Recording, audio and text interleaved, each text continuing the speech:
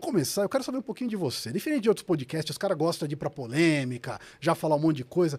Antes eu quero que o meu público também conheça você. Eu quero saber quem que é o Arthur Duval. Sim. Cara, na verdade, eu não... É engraçado porque, assim, a minha história pública começa no YouTube, né? Só que a minha história não começa no YouTube, né? Que nem você falou, eu estudei engenharia química, nunca gostei de política. A minha ideia nunca foi ter um canal de política. Quando que eu ia imaginar que eu ia criar um canal de política, depois que eu ia virar um político, pelo amor de Deus, estava muito distante da minha realidade. Eu estudei engenharia química e fui trabalhar na empresa normal, né? Fui abrir empresa, fui empreender no Brasil. Encontrei um monte de dificuldades, né? Como sempre, fiquei revoltado e tal. Beleza, brasileiro médio normal. Quando a Dilma ganhou em 2014, cara, eu fiquei muito triste mesmo, muito. Pra mim, assim, a vitória da Dilma em 2014 foi uma coisa, assim, absurda, né? E eu decidi ir embora do Brasil. Foi pra mim não dá mais, tal, vender tudo, vendi minhas empresas, pus meu apartamento à venda, tudo. Falei, eu vou embora daqui, pra mim não dá mais. Caramba, radical assim, meu. Radical, cara. E aí, nesse tempo, cara, de vender coisa e tal, vou abrir um canal no YouTube pra ver o que dá. E aí eu abri, mas eu nunca imaginei, cara, que eu ia falar de política e dar tanto sucesso. Eu abri o canal, cara, e aí comecei em manifestação petista, né, fazer aqueles confrontos e tal. Na época ninguém fazia isso. E aí o canal bombou, cara, assim, de uma hora pra outra, minha vida mudou em 6 meses, assim. E aí, foi 6 meses, cara. O meu primeiro vídeo foi em abril, que bombou. O meu primeiro vídeo que bombou foi em abril de 2016. Antes do meu aniversário, que é em agosto, eu já tava com uma vida completamente diferente. Já tava fazendo um monte de entrevista, gravando vídeo toda hora, indo pra cima e pra baixo do Brasil mesmo. Na época era campanha de vereança, né, 2016. Falei, cara, o que tá acontecendo comigo? Aí eu acabei ficando. E aí eu vou te falar, cara, é uma sensação diferente, porque você passa a viver uma vida onde o seu... Não é sofrimento a palavra, mas assim, onde as suas dificuldades e as suas revoltas passam a ter significado. Isso me deu uma... Eu não gosto de usar essa palavra, que é uma palavra meio de esquerda, né? Mas assim, ressignificou minha vida, de verdade. As revoltas e as dificuldades que eu encontrei ao longo desse caminho começaram, por eu ter voz para me expressar e todo mundo ver, começaram a ter mais sentido para mim. Então, cara, é diferente, assim, você se sente diferente. Eu lembro que você começou a ter bastante voz e o seu canal, eu não sei hoje, mas na época foi o maior canal de política do mundo, não foi? Pelo menos no Brasil foi. O que acontece é o seguinte, cara, o YouTube, ele é muito grande nos Estados Unidos e ele é muito grande no Brasil também, né? É engraçado porque as pessoas às vezes falam assim, sei lá, você vai pra Itália, né? Quantas pessoas falam italiano? Não são muitas pessoas. Quantas pessoas falam português de Portugal? Quantas pessoas falam sueco? Então, os canais desses países europeus, eles nem têm tanta tradição de acessar YouTube. Mas a Europa, que é quase que o centro do mundo, né? Não tem grandes números. Isso é muito engraçado, né? Os canais de YouTube europeus não têm uma quantidade de canais tão grandes quanto tem no Brasil e nos Estados Unidos, que os Estados Unidos é muito maior, né? E então os nossos números eles são grandes de uma forma geral no Brasil, né? Os canais brasileiros são muito grandes, né? Só perdem para os canais americanos. Os canais americanos são fora de série. Absurdos. Mas o Brasil tá ali em segundo lugar. E o meu canal chegou a ser o canal de política, essencialmente de política, o maior do mundo, uma época. O maior do mundo. O maior do mundo, foi o maior do Brasil já. Não que eu sou o maior youtuber, né? Tem um monte de influenciador de direita que fala de política que é muito maior que eu.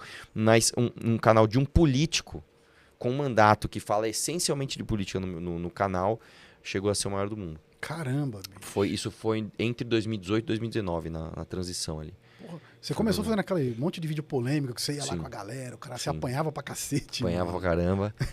Começamos... na verdade, assim, eu abri meu canal em 2015, fiquei anônimo 1 ano, comecei a bombar em 2016 com esses vídeos de rua, mas eu sempre quis me tornar um influenciador de opinião. Eu sempre quis ser um comunicador de opinião.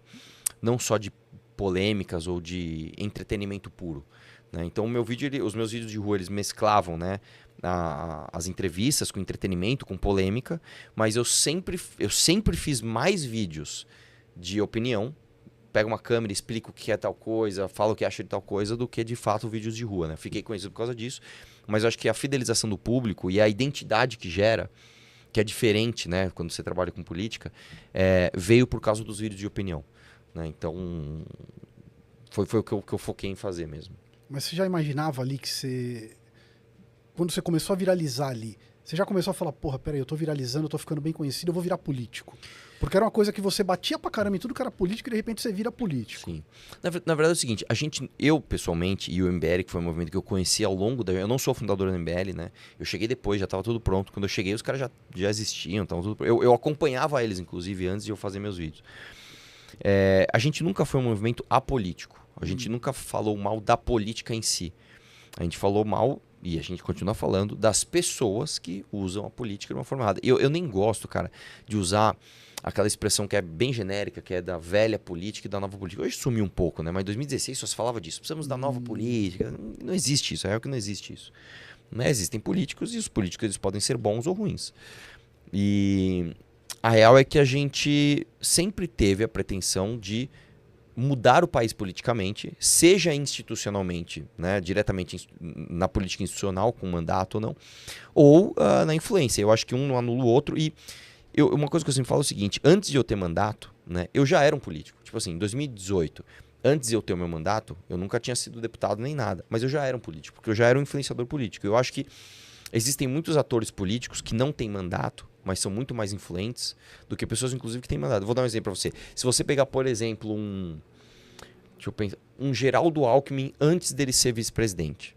O cara tinha sido governador de São Paulo, ficou sem mandato. Ele era um político muito mais influente do que um político do centrão de baixo clero, por exemplo. Mesmo sem mandato. Mas ele já tinha sido político, Já né? tinha Ele sido- já tinha uma história política, Esse né? exemplo não foi dos É. melhores. Não, mas eu Deixa- entendi. Eu deixa entendi onde dar você quer um- chegar. Tipo, tem muita gente que eu vejo na internet que fala sobre política, Sim. bate muita gente também, Sim. mas não tem Ó, essa pretensão. lembrei de um né? exemplo. Vamos falar um exemplo que eu não gosto dele. Vamos pegar o Felipe Neto. O Felipe Neto é um político. É o Felipe Neto. Ele é um agente político, Ele é um político. poderosíssimo. Ele usa da sua influência de comunicação, da sua influência financeira, inclusive, para fazer política no Brasil. Inclusive, é que hoje, agora eu acabei de lembrar, ele tem um cargo no governo, né? É.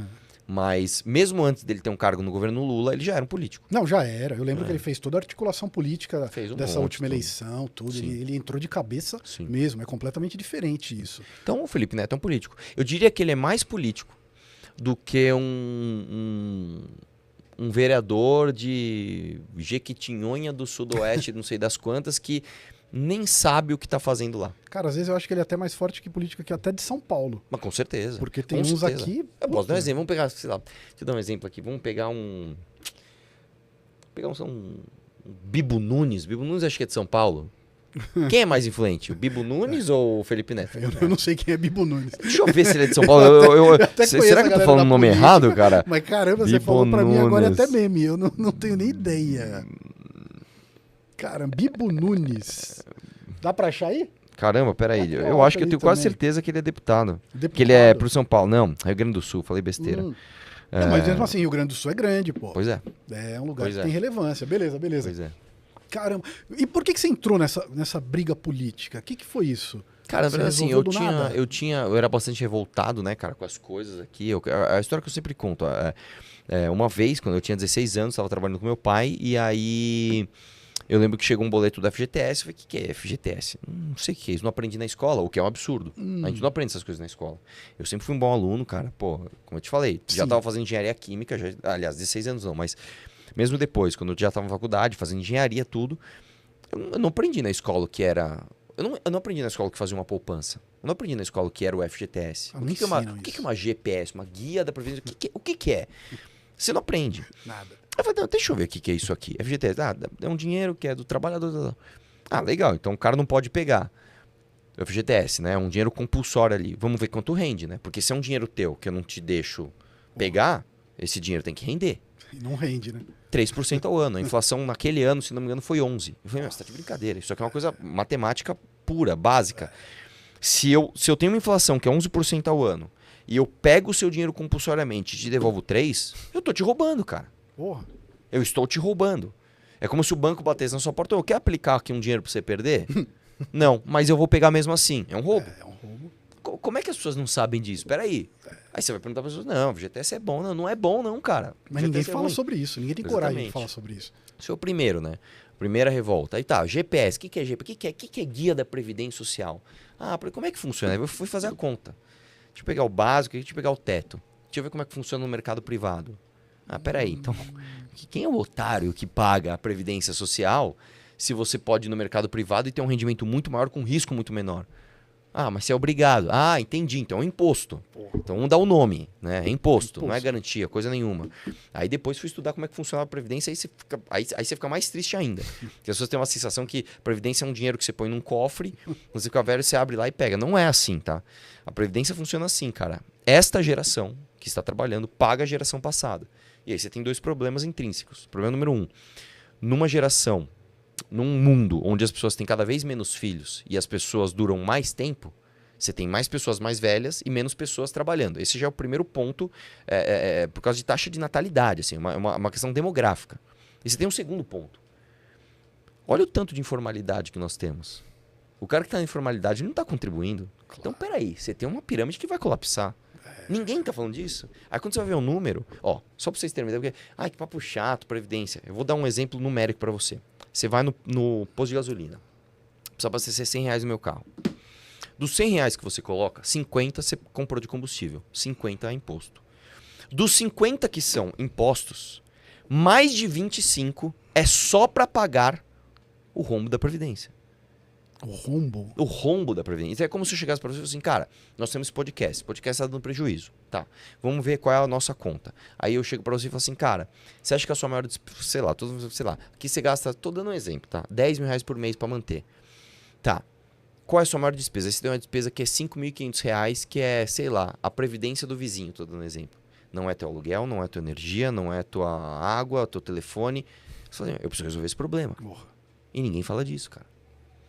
Entendeu? É um assunto proibido, até no meio político. Até no meio político. Tanto que é o seguinte, Fernando Henrique tentou reformar a Previdência. Não conseguiu.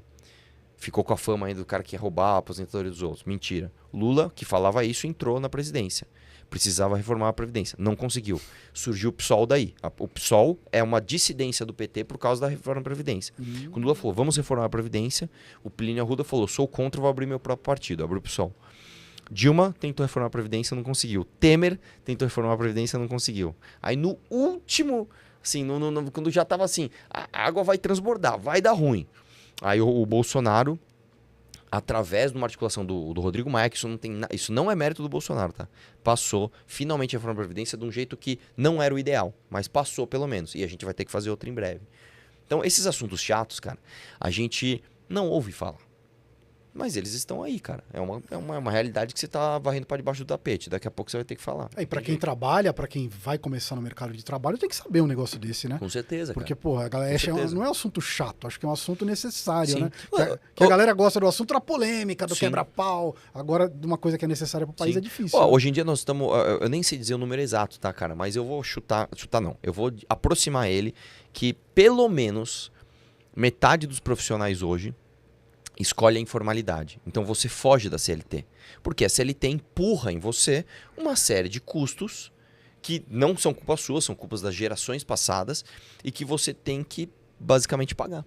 Né? E aí é uma coisa que a gente sempre fala o seguinte, cara, que eu acho que um projeto político, ele não pode ser raso, ele não pode ser repetitivo, ele tem que ser imaginativo, ele tem que ser quase que... não é intuitivo a palavra, ele tem que ser lúdico. A pessoa tem que entender. Eu acho que é o seguinte, cara. A gente, se você me permitir, se o assunto ficar chato, você me fala, hein, meu? Deixou o político falar, ferrou. Não, fica à vontade, o espaço aqui é seu. Eu acho que no Brasil, cara, nós temos um problema grave, não só um problema de representatividade, né? Porque a gente não é bem representado pelos nossos políticos, mas anterior a isso, a gente tem um problema maior, que é a causa desse problema, que a gente tem uma crise de identidade. O brasileiro não sabe quem ele é no mundo. Né? O brasileiro ele entende a sua própria identidade como uma coisa... É a visão que os outros têm da gente. O que é ser brasileiro? Ser brasileiro é ser feliz? Ser brasileiro é gostar de bunda? Ser brasileiro é gostar de carnaval? Ser um povo festeiro? E o povo do jeitinho, meu? Não, eu não quero ser isso. Eu não quero ser essa bosta. Eu quero ser mais do que isso, cara. A gente tem que se entender como povo. Eu quero que a gente seja uma nação onde a gente ache uma desonra, tá? Você votar num político para ele te dar algumas esmolas e você achar que ele tá trabalhando por você, cara. Isso é uma crise de identidade, cara. A gente não sabe o que a gente é. A gente não tem um senso de comunidade. Eu não tô preocupado com você, cara, eu tô preocupado com o meu. Foi bom você falar isso porque dá a impressão que o brasileiro ele não procura um político, ele procura um herói. Ele quer um pai, alguém que toma conta dele ali. Por que acontece isso? Porque eu acho que é o seguinte, cara. O brasileiro, ele é ensinado, tá? A entender que as coisas estão ruins, mas apesar de tudo, ele é um cara que ele dá risada de si mesmo e mesmo que as coisas estão ruins, ele sabe curtir o momento. As coisas estão ruins não é por causa dele, ele não tem culpa, e que a felicidade dele depende do resgate de alguém. Alguém vai chegar pra resgatá-lo. Porra, mas eu acho que é igual um filme, vai chegar alguém num cavalo branco. É mais ou menos isso, cara. Que É nem uma coisa, chegou um mais ou mito menos aí isso. É mais ou menos isso. E vai salvar a situação. Alguém vai fazer algo por mim. Cara, eu brinco, assim, vou fazer uma viagem total aqui, tá? Eu juro pra você, pra você ver como eu sou um cara chato, cara. Eu sou assim, os caras falam, você é um psicopata, cara, porque você é chato pra caramba. Eu lembro quando eu era criança, cara, que tinha aquela famosa música da Xuxa, né? Os caras vão dar risada aqui, mas eu era assim, cara, fazer o quê? Que ela falava assim, tudo que eu quiser, o cara lá de cima vai me dar. Cara, eu quando eu era criança, eu já ouvia isso e falava, mano, isso é tão errado, bicho. Isso é tão errado. Primeiro que assim, não é tudo que eu quiser. Eu quero ter 1,90 m. Eu não vou ter 1,90 m. Eu tenho 1,70 m, eu sou baixinho. Eu não vou ficar alto. E o cara lá de cima vai me dar, cara? Quer dizer, tem um cara lá em cima que vai me dar alguma coisa. Eu acho, cara, que o brasileiro, ele é tão infantilizado que... E desculpa ficar falando mal do brasileiro, cara. A coisa mais bonita que tem, eu venho aqui falando, porque o brasileiro é um povo trabalhador, é um bravoísmo. Cara, gente demagoga pra falar bem do Brasil tem um monte, e no final dos contos todo mundo quer te carcar.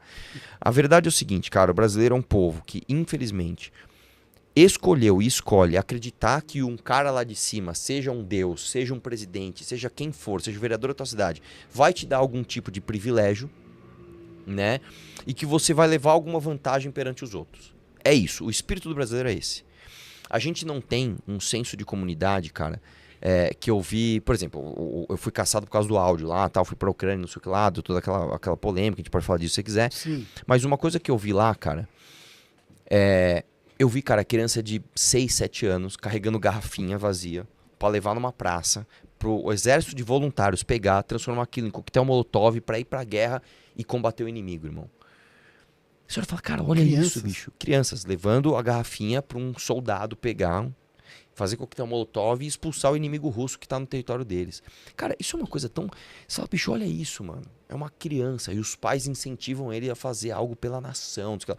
A gente teve uma amostra grátis disso quando a gente viu o Brasil inteiro se unir pra ajudar o Rio Grande do Sul, na tragédia que teve. Eu senti um pouco, caramba, bicho, tem cara lá do Mato Grosso que tá preocupado com os caras lá do... Pô, isso é da hora, meu. Mas isso é uma exceção, cara. O brasileiro, via de regra, ele é muito, muito pouco identificado com o seu país. Ele se considera diferente de 90% das pessoas que tem aqui dentro. E ele busca sempre uma vantagem pra si, independente se isso vai ser em detrimento do próximo. E eu acho, como eu te falei, eu acho que isso é falta de uma...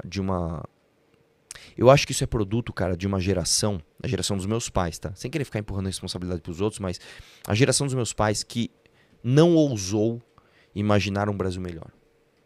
A real é essa. A real é que a geração dos meus pais, beleza, lutou contra a ditadura, veio a redemocratização e meio que a galera falou assim, beleza, minha parte eu fiz e toca pra frente.